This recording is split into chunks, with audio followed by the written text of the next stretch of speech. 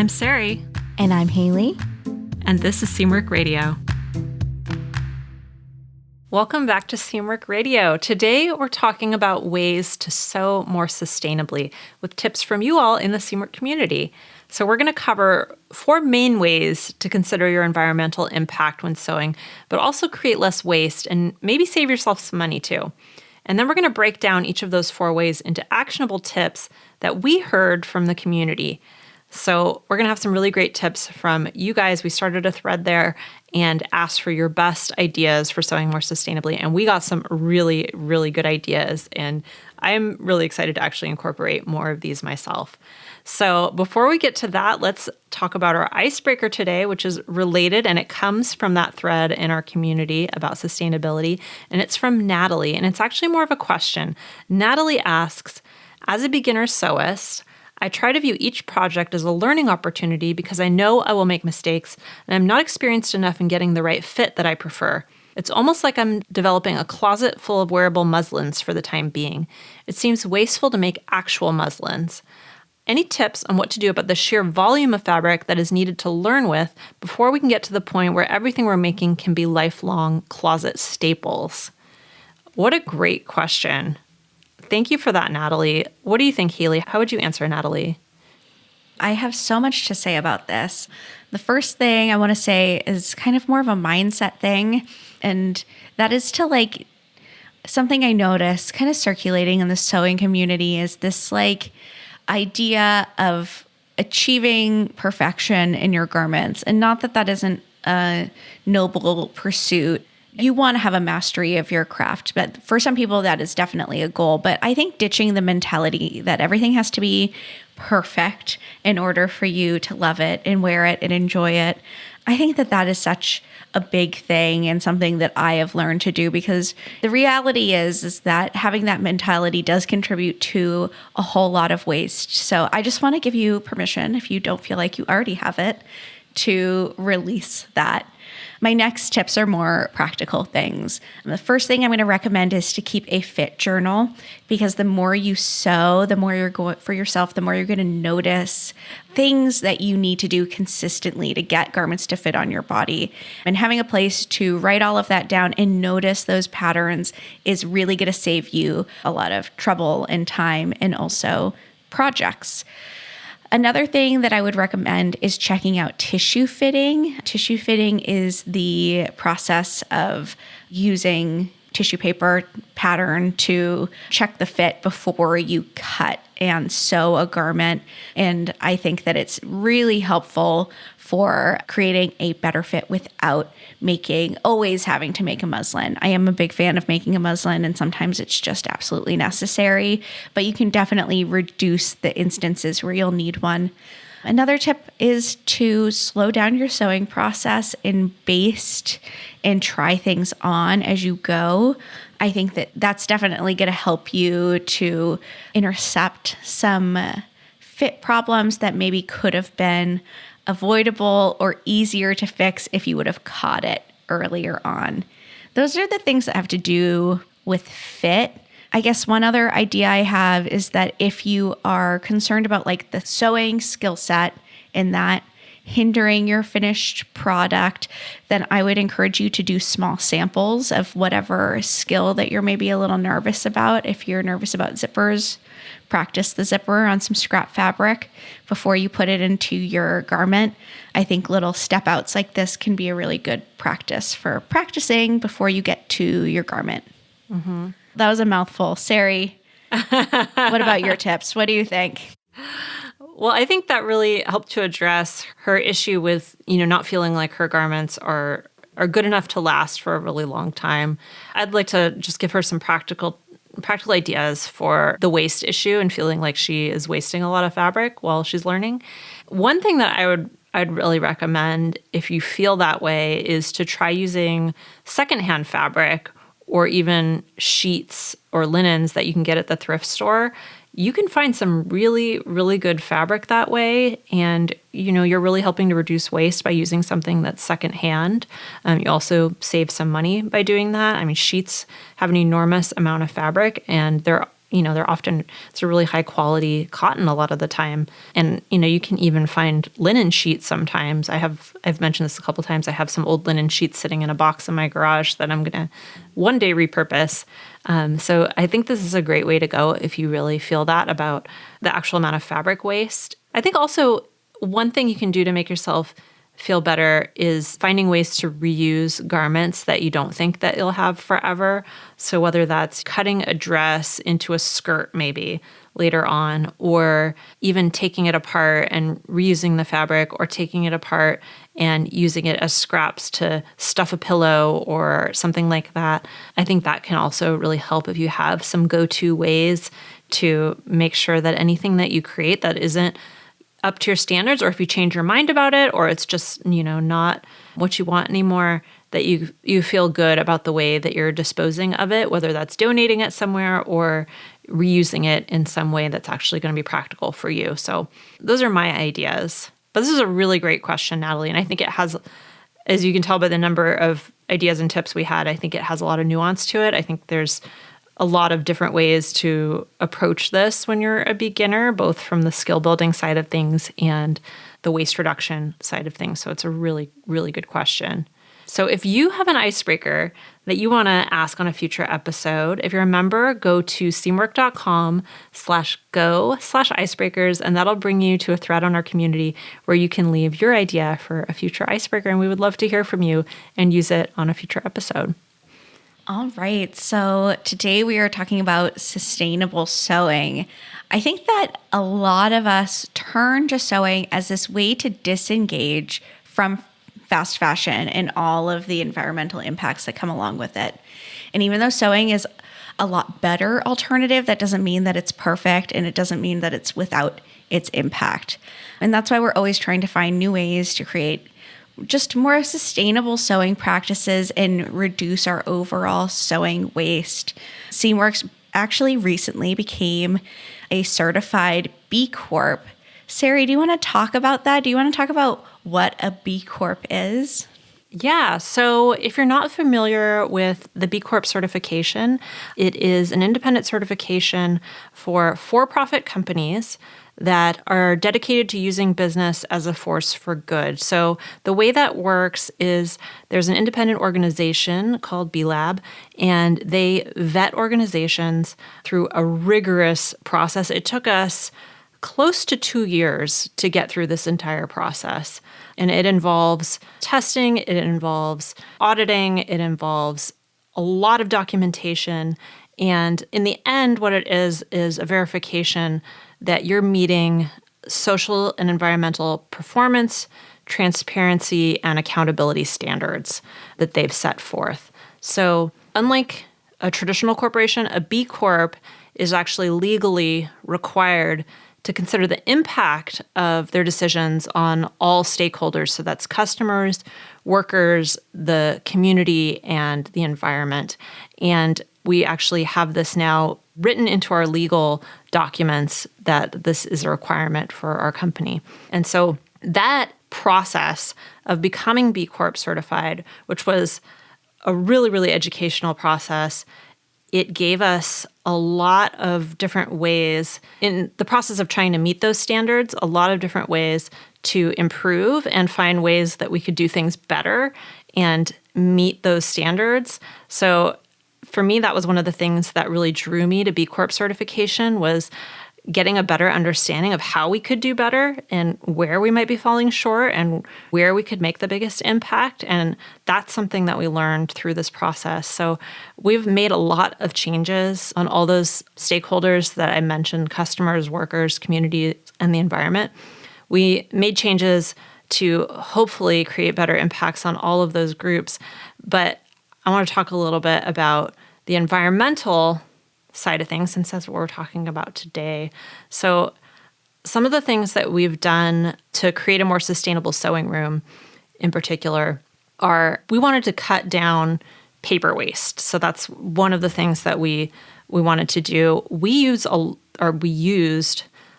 still use a lot of paper, but we used a lot of paper because we're always printing patterns in order to create prototypes, in order to do fittings and actually create our patterns. So we have a plotter in our office and we're just constantly printing patterns. So one of the things that we did to help reduce paper waste is we got and we mounted a projector, so now we can do projector sewing in our sewing room.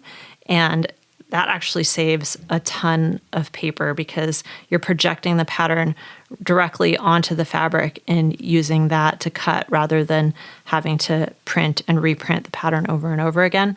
So that's been really, really cool. It's been a really interesting process learning about that. And if that's something that you're interested in, we have a whole podcast episode about projector sewing. So we'll link to that in the show notes. We also started to weigh and track our fabric waste. So our goal is to reduce that by half. And we basically take all of the fabric waste from our sewing room because, again, we're creating prototypes all the time. And before we dispose of it in any way, whether that's donating it or throwing it out, whatever we need to do with it, we make sure that we're tracking where that waste is going. So that's another thing that we do.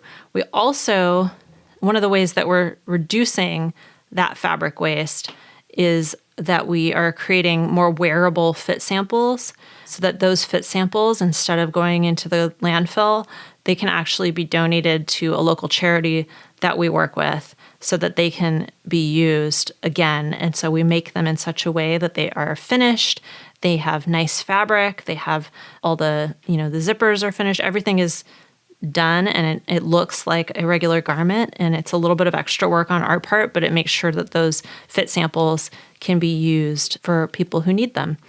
And then the other thing that we do to reduce waste is recycling fabric or donating it to local artists and makers that can actually use it. So that's another thing that we do to make sure that that fabric is not going into the landfill if at all possible. So those are some of the changes that we've made in our sewing room. And those are things you could do as well in your own sewing room as at home. It does have a bigger impact with the amount of sewing that we do, but I think we can do it at any level, really. So maybe that's provided a little bit of inspiration for you in your own home. So that kind of brings us to the tips. And the tips that we have for you today, again, come from the Seamwork community. And there are some really, really awesome tips in here that we're going to talk about. So the first thing that I'm going to mention is the idea of maintaining the clothing that you have. We got some good tips about just maintaining the clothing that you already have. So one of the ways you can do that is to get creative with alterations so that you can save garments that don't quite fit. So here's a suggestion from Barb. Barb says, I've saved tons of clothes over the years that did not fit, and now I'm looking for ways to add fabric so they fit, or removing the turtleneck collar that is too tight and creating a new neckline. Think of it as learning to sew on old clothes.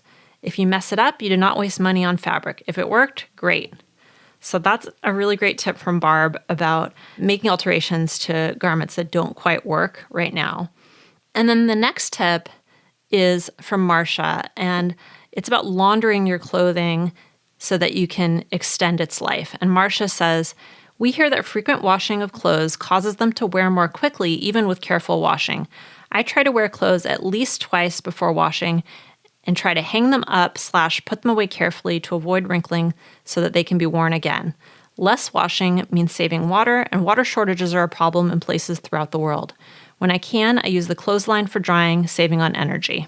So that's a really great tip from Marsha. So those are all about maintaining the clothing you have, which is really, really important if you want a more sustainable sewing practice.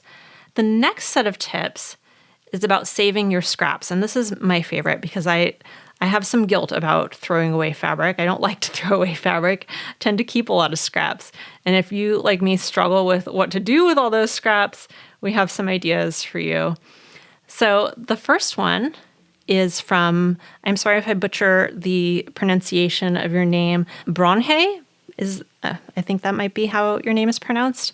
Playing Tetris to fit the pattern pieces on as little fabric as possible and leaving the biggest scraps. Always hoping what's left will be enough for another project. So I think that's a really good point that might go overlooked is when you're actually laying out the fabric, really Tetrising them in there so that you have big scraps left over. I think that's a really, really good tip. I was just going to say that I think that something that people take for granted with cutting layouts is that cutting layouts are designed for size ranges. So the cutting layout might be for 60-inch wide fabric for sizes 12 through 18. If you're the smallest size in that range, then it's very likely that you're going to be able to fit it in a little bit more efficiently. Or even if your fabric is even just an inch or two wider than the fabric that is suggested, that you're going to have a lot of play there. So, I think breaking the rules knowingly in that way can be really helpful. Yeah, I totally agree. I'm always looking for ways to save on fabric when I'm laying out my pattern pieces because, like you said, I think most of the time you can save at least a little bit of fabric, sometimes a substantial amount of fabric, if you play around with the placement, get things right up against each other when you can. When you're cutting, if you're using a rotary cutter, not going too far beyond the boundary of the actual pattern piece as you're cutting so that you can get things right up there, you can save a lot of fabric that way. And then if you are saving those larger scraps that way, or you just have larger scraps, you can save those for smaller projects. So Nikki suggests you can use accessories like the Drew headband or the Graham tie, or even make patch pockets with your larger scraps. I think it's a great way to use up those bigger pieces that you have. One of the things that we're doing right now as a team is we're making a quilt from our own scraps. So we're making a wonky log cabin quilt using scraps, and we're doing it together with the Sew for Good events that we're doing right now as this is being recorded. And we're going to donate that quilt. So that's something that even if you're not much of a quilter, I'm not really a big quilter. I've done some quilting, but this has actually gotten me thinking a lot more about how to use my scraps for quilting. And it's something I want to do more of. So that's another thing that you can do if you're looking for ways to use up those scraps. And then if you have small scraps, so if you have really small scraps that you don't know what to do with, actually some of those can be used for quilting too. Some of the scraps that I'm using for this quilt are quite small.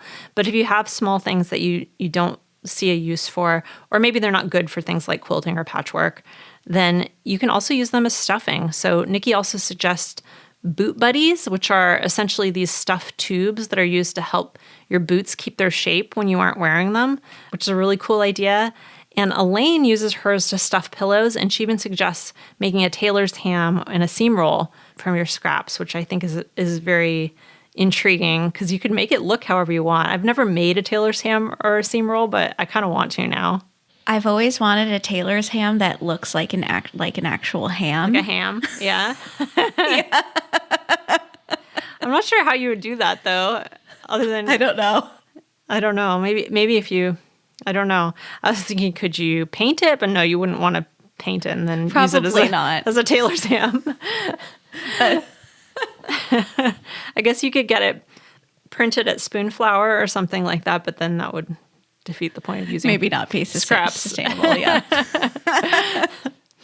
Sheena has a really good tip. She uses long strips of fabric to tie plants like tomatoes to stakes in her garden. I really like that idea. I think knit fabric works particularly well for things like this because it stretches so that as your plant grows, it doesn't chafe against the fabric. So I think that's a really, really good idea. And Elaine says she also uses a rag bag, and this helps to keep things out of the landfill, but also allows her to reduce single-waste paper products like paper towels, so you could just use your leftover fabrics for rags. This is maybe a not sustainable example for me that I wish I had done differently, but when I was refinishing my dresser, I have this dresser that has been passed down from my great-great-grandmother, and I refinished it a couple years ago, and I needed rags, lint-free rags for part of the process, and I ended up buying some, and when I got them, they were just cut-up T-shirts. And I was like, oh, I could have just used my own fabric scraps for this.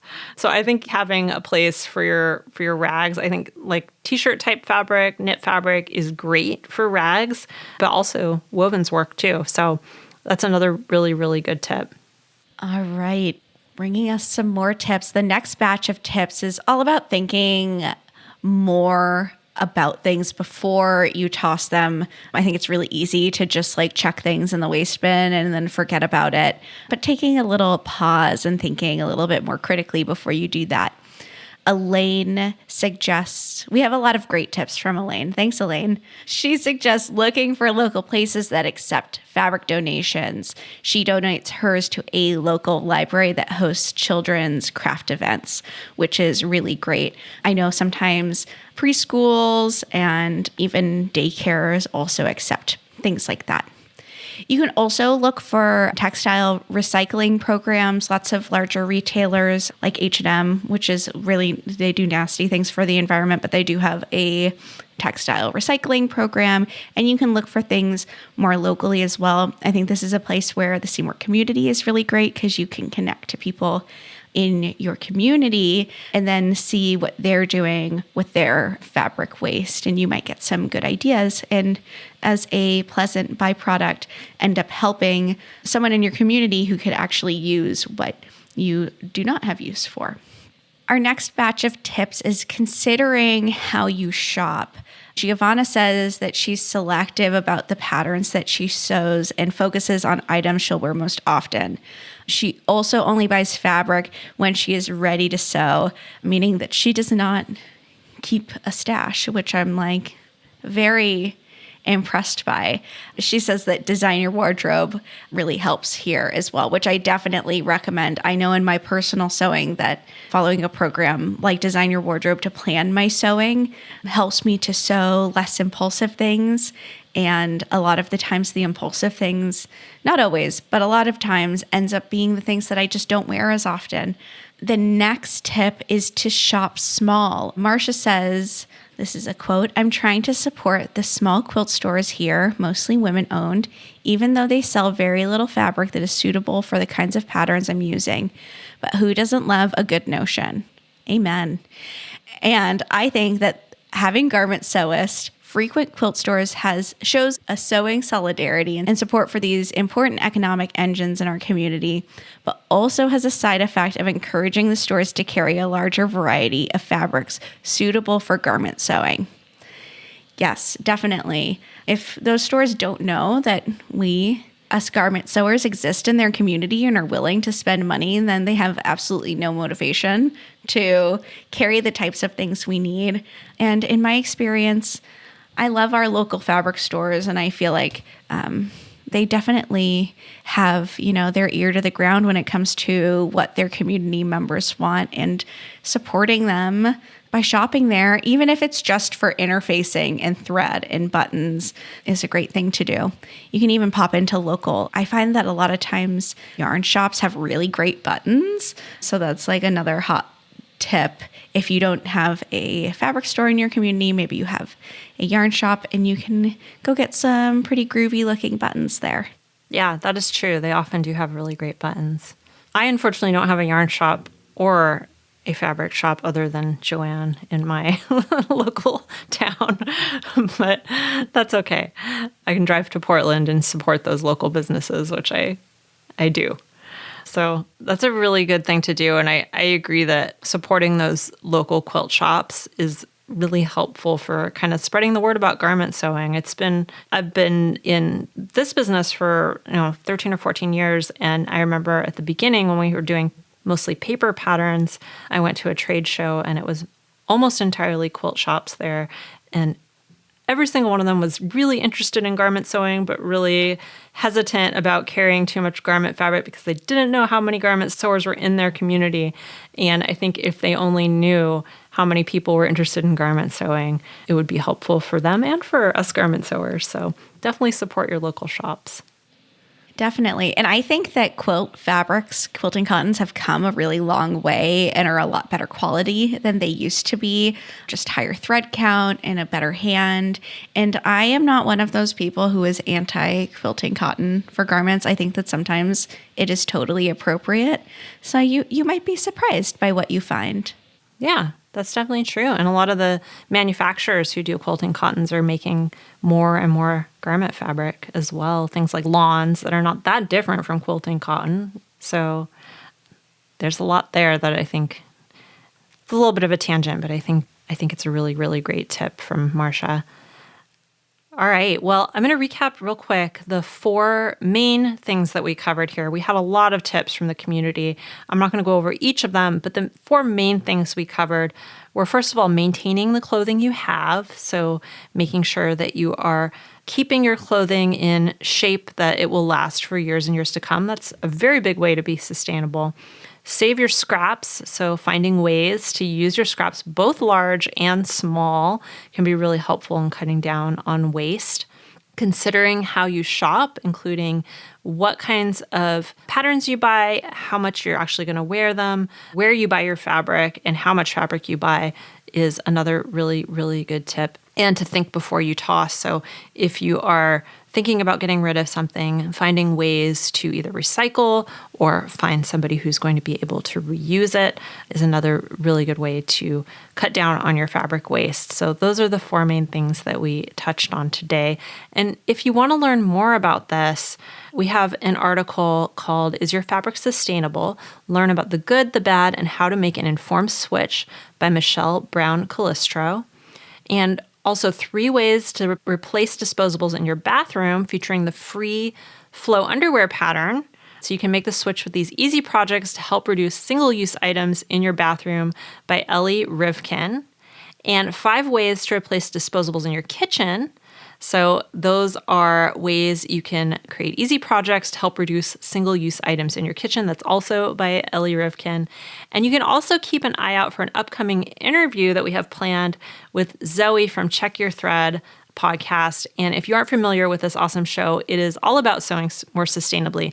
So stay tuned for more on that. That's going to be coming soon. And I'm really, really excited about that.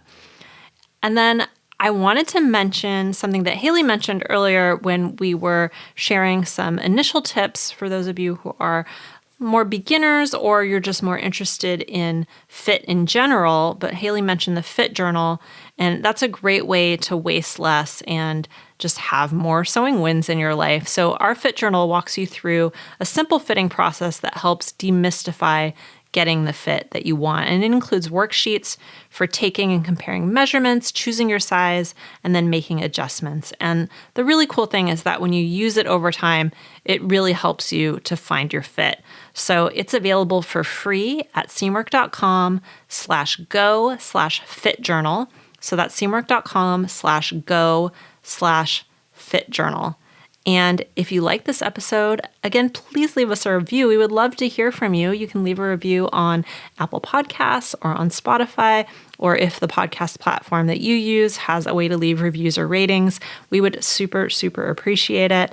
We love hearing from you guys, and those reviews and ratings really help other people to find the show. So it's very much appreciated.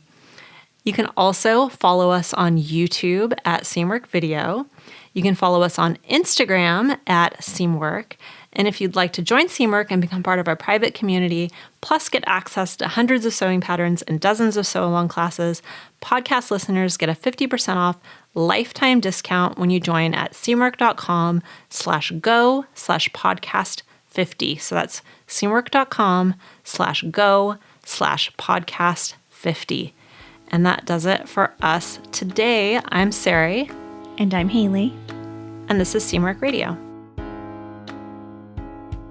Seamwork Radio is brought to you by the team at Seamwork. Seamwork's an online community that supports you in creating a wardrobe that feels right for you. When you join us at Seamwork, you become part of our private community of makers, and you also get access to monthly sew-along classes, a library of over 200 sewing patterns, and tons of great resources to help guide you through the sewing adventure that you choose. Podcast listeners can get half off a Seamwork Unlimited membership, which means you can download as many of those 200 plus patterns as you want at any time, and our community will be there to guide and support you. If you'd like to join us for half off, just visit seamwork.com/go/podcast50. You can also find us on Instagram at Seamwork, or visit our YouTube channel, which is called Seamwork Video. We love hearing from you, so let us know if there's a topic or a personal story that you'd like us to cover. Thanks for listening to Seamwork Radio.